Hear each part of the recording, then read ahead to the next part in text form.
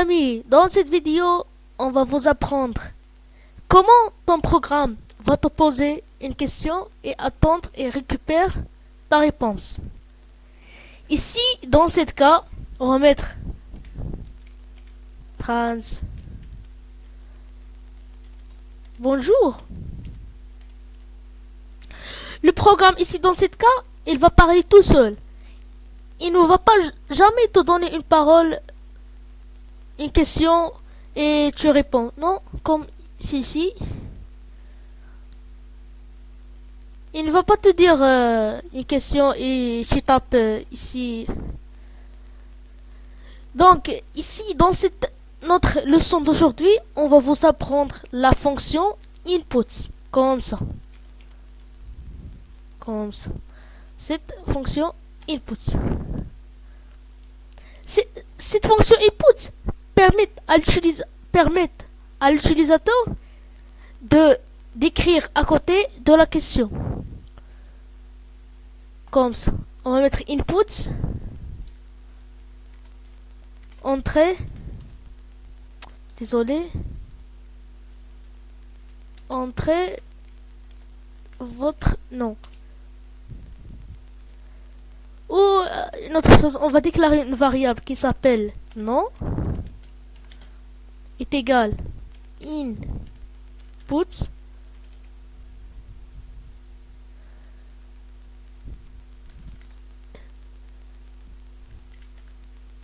écrire ton nom.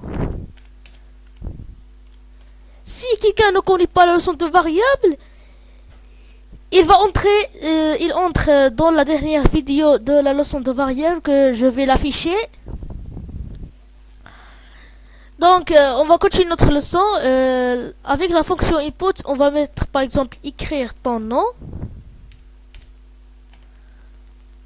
On met print. Ou même ceux qui ne savent pas la fonction print entrent dans notre première vidéo que je vais l'afficher. Print. Non.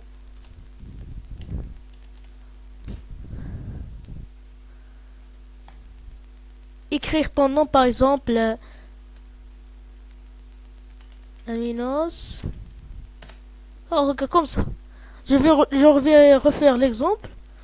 Écrire ton nom. C'est pas avec comme celle-ci. Il ne te donne pas l'autorisation d'écrire quelque chose. Mais avec la fonction input par exemple. Comme ça. Je vais faire un autre exemple. Comme par exemple âge est égal input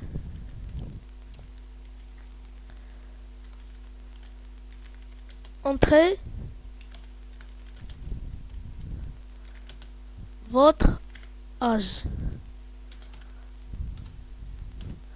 On va mettre par exemple Prince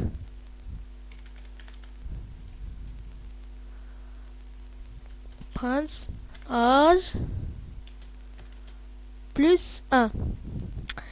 Ici, dans ce cas, il va te donner une erreur. Pour éviter cette erreur, vous devez utiliser la fonction int. Oh, on le dit en anglais integer. C'est quoi cette fonction integer? Cette fonction integer, par exemple ici, le nombre, car la fonction input transforme toutes les choses en texte, même si c'était un nombre.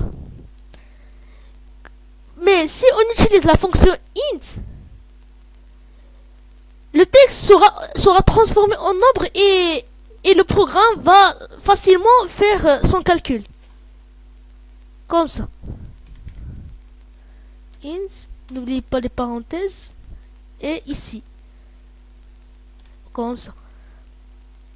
Et va simplement faire son calcul. Comme ça. Entrez votre âge par exemple 17. Il va mettre 18. Il a fait son calcul. On va mettre par exemple plus 8. Quel est ton âge? Par exemple 15. 23. et car on a utilisé la fonction int. Et une autre info supplémentaire. Pour ajouter des nombres décimaux, vous devez utiliser la fonction floats. Car avec int, si vous écrivez par exemple, entrez votre résultat.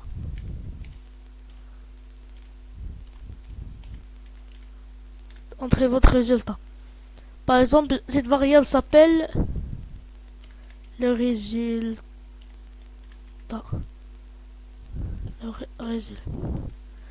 Results en anglais.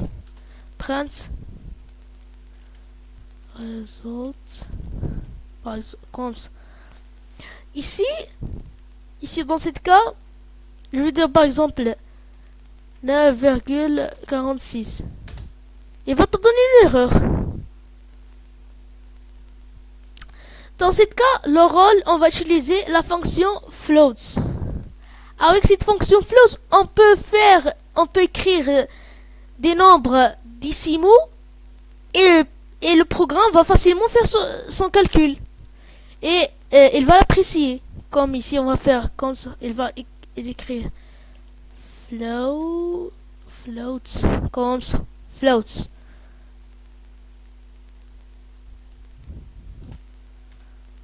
Si je vais donner une note à des élèves, entrez votre résultat. Par exemple, 17,23. 18,23. Ça, c'est la fonction floats et la fonction int. Maintenant, on va faire un petit projet comme qu'ils font dans les sites web de login, password. Mais nous, on va pas faire ça. On va mettre par exemple variable qui s'appelle nom est égal. On va pas utiliser int floats. On va mettre input. Désolé. Input. Désolé, pardon. On va utiliser input.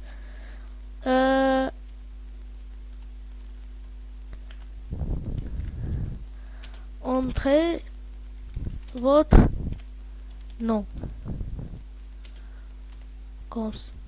On va mettre une variable qui s'appelle ville.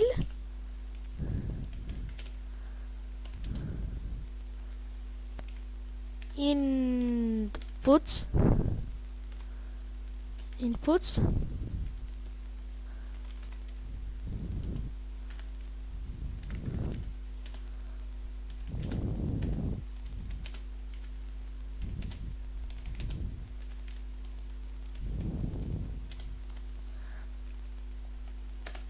Ici, on va mettre print.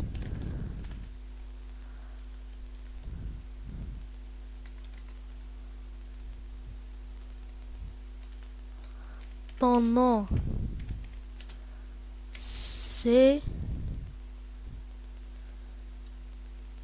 Ton nom est...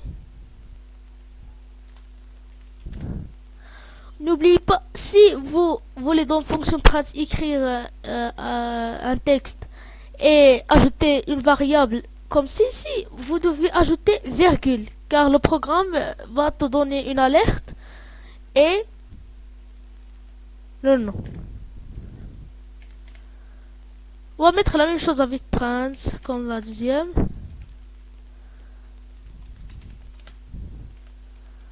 La ville et...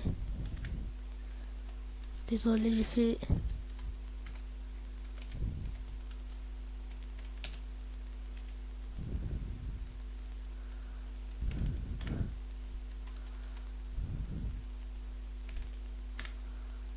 Comme ça, on va faire la même chose.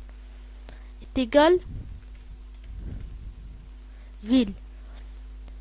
Ici, on va commencer notre projet. Je vais le refaire pour avoir plus d'espace. Entrez votre nom, par exemple, Ali, votre ville. Par exemple, Tanger. Ton nom est Ali, ta ville est Tanger. Vous avez vu notre projet? Donc ici, dans notre prochaine vidéo, on va vous apprendre la fonction, on va vous apprendre if et else pour apprécier un peu le projet et remonter le niveau. Donc, avant de fermer cette vidéo, si vous voulez voir les deux vidéos de première leçon de fonction print et la fonction et les variables, n'hésite pas de voir ces deux vidéos puisque tu intégrais en notre leçon input. Et avant de fermer cette vidéo, dernièrement, n'oubliez pas de nous laisser un like et un abonné. Et au revoir.